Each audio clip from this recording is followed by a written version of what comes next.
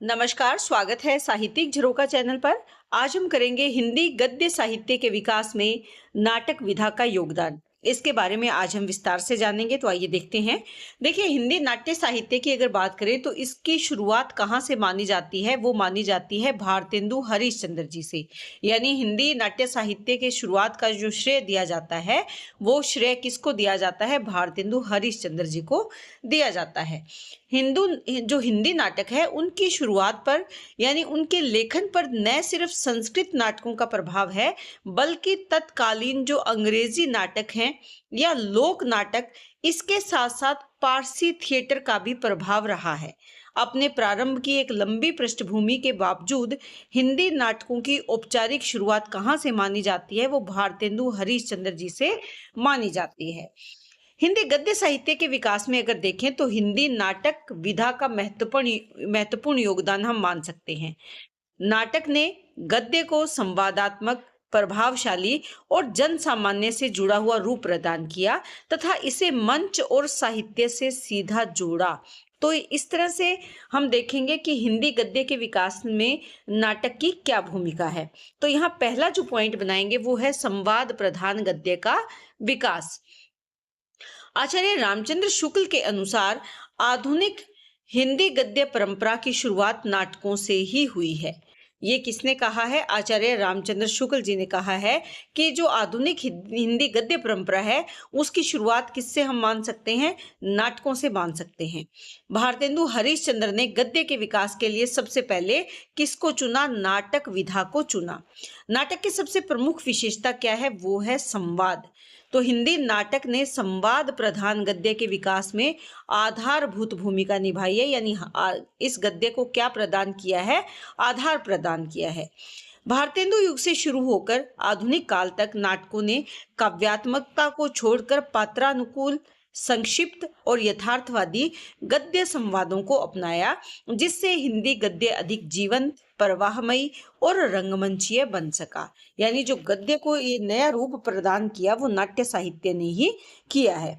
अगला पॉइंट अगर हम देखें वो है भाषा की सरलता और प्रभावशीलता। शुरुआत में भाषा सरल, रोचक और व्यंग्यात्मक थी।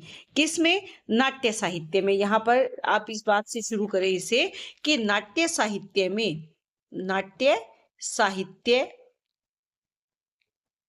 की शुरुआत में भाषा सरल, रोचक और व्यंग्यात्मक थी, जिसका उद्देश्य क्या है? सामाजिक सुधार था। यानी इन्होंने व्यंग्य किस पर किया? जो समाज में कुरीतियां थी, बुराइयां थी, उन पर रोचक तरीके से व्यंग्यात्मकता के माध्यम से उन्होंने सुधार करने का प्रयास किया।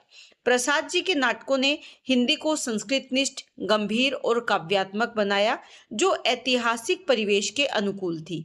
आधुनिक युग में भाषा बोलचाल की स्वाभाविक और मनोवैज्ञानिक हो गई। यानी आधुनिक काल में उसमें क्या परिवर्तन आया कि वो स्वाभाविक बोलचाल की भाषा हो गई और मनोवैज्ञानिक आधारित भाषा हो गई, जिसमें बिंबधर्मिता और प्रतीकात्मक नाटक जनता के लिए लिखे जाते रहे। इसीलिए उनकी भाषा सरल, स्पष्ट और बोलचाल की होती है या बोलचाल की है। नाटकों की भाषा पात्र के सामाजिक, शैक्षिक और भावनात्मक स्तर के अनुरूप बदलती रही है। इससे हिंदी गद्य अधिक सुगम और जनसुलभ बना, जिससे साहित्य को आम लोगों तक पहुंचाने में भी मदद की है। तो यहाँ पर जो शुरुआत है या शुरुआती दौर है वो आप लिख सकते हैं कि भारतेंदु जी का जो नाट्य साहित्य था उसकी भाषा सरल थी, रोचक थी और व्यंग्यात्मक थी। ये भाषा संस्कृत से खड़ी बोली में आई थी, क्योंकि भारतेंदु जी के जो शुरुआती नाट्य साहित्य को अगर देखें तो वहाँ कौन से उसके मिलती है? संस्कृत प्रधान या संस्कृत भाषा का प्रभाव है या संस्कृत में वो रचनाएं की गई। लेकिन बाद में कौन सी भाषा ने संस्कृत की जगह ले ली? तो खड़ी बोली ने संस्कृत भाषा की जगह ले ली। तो इस तरह से जो भाषा थी वो समय के अनुसार, परिवेश के अनुसार, पात्रों के अनुसार परिवर्तनशील होती रही और प्रभावशाली तरीके से जो तत्कालीन समस्याएं थी या जो तत्कालीन कुरीतियां थी, ये सामाजिक संदर्भ में कह सकते हैं, शैक्षिक संदर्भ में कह सकते हैं, कि उनको बदले हुए रूप में भाषा ने प्रस्तुत किया है। अगला हम यहाँ पर जो पॉइंट बनाएंगे वो क्या है, सामाजिक और राष्ट्रीय चेतना का विकास किसके माध्यम से, नाटक के माध्यम से। और ये किसको संपन्न या समृद्ध कर रहा है जो नाटक विधा है, किसको समृद्ध कर रही है, हिंदी गद्य साहित्य को। इसी दृष्टिकोण से देखें तो नाटकों ने समाज और राष्ट्र के प्रति जागरूकता बढ़ाई है। भारतेंदु युग से ही अगर देखें तो सामाजिक कुरीतियों जिसमें बाल विवाह है, अनमेल विवाह है, मद्यपान यानी शराब या नशे की जो प्रवृत्ति है, इसके विरोध और स्वतंत्रता पूर्व राष्ट्रीय जागृति जिसमें देशभक्ति, गौरवशाली अतीत का वर्णन, इसमें महत्वपूर्ण भूमिका निभाई है। भारतेंदु जी के जो नाटक है जैसे भारत दुर्दशा, ये इसमें महत्वपूर्ण योगदान है इस नाटक का। प्रसाद के ऐतिहासिक नाटकों में चंद्रगुप्त और स्कंदगुप्त को हम ले सकते हैं।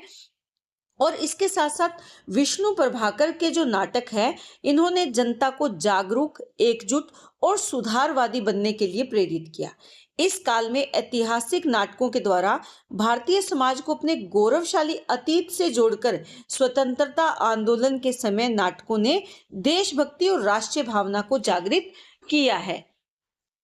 ये वो समय काल था जब स्वतंत्रता प्राप्ति के प्रति लोगों में निराशा का भाव आ गया था। ऐसे में ऐतिहासिक नाटकों ने महत्वपूर्ण भूमिका निभाई और भारत के गौरवशाली अतीत को देखकर, उसको मंच पर देखकर उनमें उनको प्रेरित किया, ताकि वर्तमान संदर्भ में जो परिस्थितियां हैं उनका सामना युवा पीढ़ी के द्वारा किया जा सके। तो जिससे क्या हुआ, राष्ट्रीय भावना को जागृत करने का प्रयास इन रचनाओं के माध्यम से किया गया। स्वतंत्रता के बाद की अगर देखें तो इन नाटकों में सामाजिक राजनीतिक विषमताओं, भ्रष्टाचार और शोषक तथा शोषित संघर्ष को प्रमुखता मिली, जिससे कि सामाजिक स्थिति सामने आई और लोगों को जागरूक और प्रेरित करने का प्रयास किया गया। यानी हमारे समाज और देश के प्रति जो भाव है वो किस प्रकार की परिस्थितियां थी, किस प्रकार के भाव थे और कैसे उनमें बदलाव संभव है, वो नाट्य रचनाओं के माध्यम से प्रस्तुत किया गया। इसके बाद अगला हम पॉइंट बनाएं तो वो क्या है, मंचन और जनसंपर्क। देखिए, नाट्य रचना की ये सबसे प्रमुख विशेषता है कि उसको मंच पर प्रदर्शित किया जा सकता है, जिससे कि जनता से संपर्क स्थापित करने में आसानी होती है।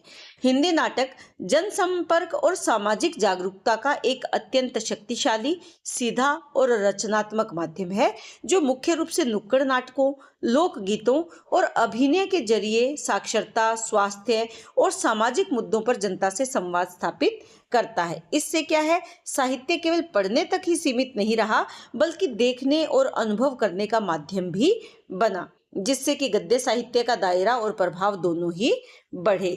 यानी मंच के माध्यम से, जैसे नुक्कड़ नाटक एक शैली है, एक तरीका है नाटक की प्रस्तुति का, या लोकगीतों के माध्यम से, या अभिनय मंच पर अभिनीत करके उस रचना को या उस नाट्य रचना को, उससे लोगों को साक्षर करने का प्रयास किया गया, स्वास्थ्य के बारे में जागरूक करने का प्रयास किया गया। जो हमारे सामाजिक मुद्दे हैं, जो सामाजिक समस्याएं हैं, जो सामाजिक शोषण हो रहा है या जिनमें सुधार की आवश्यकता है, उन मुद्दों को जनता के सामने प्रस्तुत किया गया, ताकि उनसे क्या है, संवाद स्थापित किया जा सके। तो इससे साहित्य का जो दायरा है वो निश्चित तौर पर बढ़ा, क्योंकि जब नुक्कड़ नाटक किया जाएगा तो आसपास के लोग जब उसे खड़े होकर देखेंगे तो उससे प्रेरणा लेंगे।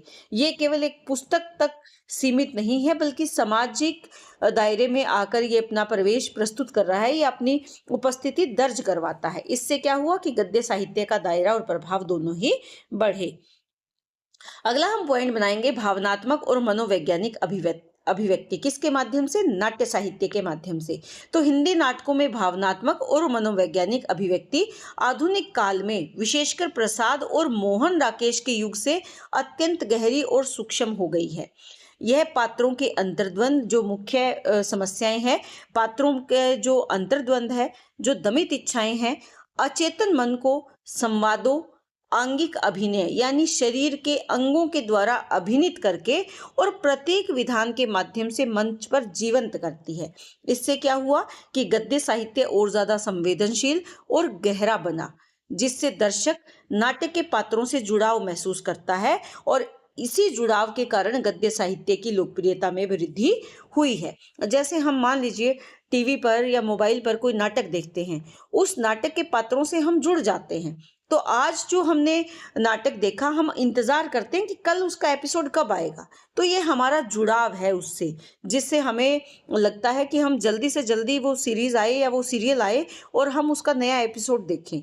तो इससे क्या होगा, गद्य लेखन में विकास होगा, यानी गद्य साहित्य की लोकप्रियता में वृद्धि होगी। तो ये एक बहुत महत्वपूर्ण पॉइंट है। भावनात्मक और मनोवैज्ञानिक अभिव्यक्ति किसके माध्यम से? नाट्य साहित्य के माध्यम से। अगला जो पॉइंट है वो क्या है? विविध शैलियों का विकास।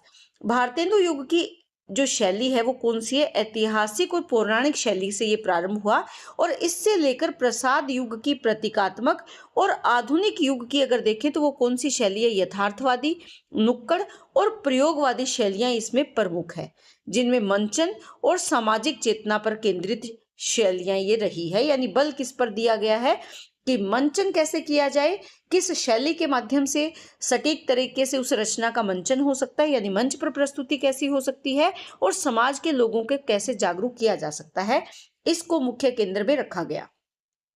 हिंदी रंगमंच ने पश्चिमी शैलियों जैसे अबसर्ट ड्रामा के साथ साथ लोक शैलियों के मिश्रण से नए प्रयोग किए। अबसर्ट ड्रामा क्या है? बेहुदे तरीके से प्रदर्शन करना, यानी जो समाज की अव्यवस्थाएं हैं उसको दिखाना। यहाँ पर कोई एक विशेष तरीका नहीं होता, बल्कि व्यंग्यात्मक तरीके से जो पात्र हैं वो अपनी समस्याओं को या सामाजिक समस्याओं को या जो भी उसका केंद्रीय विषय रहता है उसको प्रस्तुत करते हैं। नाट्य विधा के माध्यम से गद्य में अनेक शैलियां विकसित हुई। इससे गद्य साहित्य में विविधता भी आई और समृद्धि भी आई।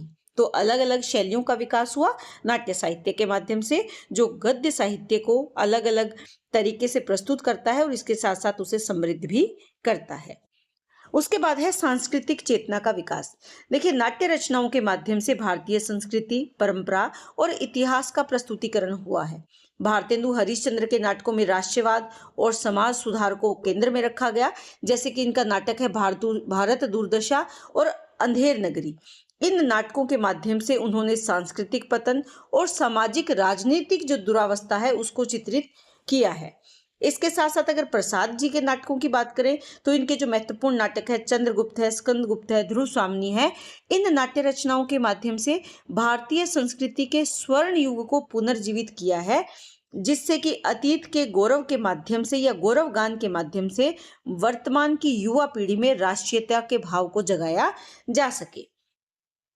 अब अगर समकालीन नाटककारों की बात करें, जिसमें मोहन राकेश और जगदीश चंद्र माथुर का नाम प्रमुखता से लिया जा सकता है, तो इन्होंने सांस्कृतिक मूल्यों के विघटन, आधुनिक जीवन की विसंगतियों और बदलते मानवीय संबंधों का चित्रण बखूबी अपने नाटकों में चित्रित किया है। इससे क्या हुआ, जो हमारे सांस्कृतिक मूल्यों का संरक्षण हुआ और प्रसार हुआ, यानी हमारी संस्कृति के जो मूल्य थे उनको बचाने का प्रयास नाट्य रचनाओं के माध्यम से हुआ और उनका प्रचार प्रसार किया गया, जिससे हिंदी गद्य साहित्य को समृद्ध करने में सहायता मिली। तो इस तरह से हम निष्कर्ष रूप से कह सकते हैं कि नाट्य साहित्य ने हिंदी गद्य को संवादात्मक, प्रभावशाली और जनसंपर्क से युक्त बनाया है। यह न केवल मनोरंजन का साधन है, बल्कि सामाजिक जागरूकता और सांस्कृतिक विकास का भी महत्वपूर्ण माध्यम बना है। कौन? हिंदी नाट्य साहित्य। तो इस तरह से आप ये प्रश्न तैयार कर सकते हैं। उम्मीद करती हूँ कि प्रश्न आपको बहुत अच्छे से समझ में आया है। कमेंट करके जरूर बताएं। बहुत बहुत धन्यवाद।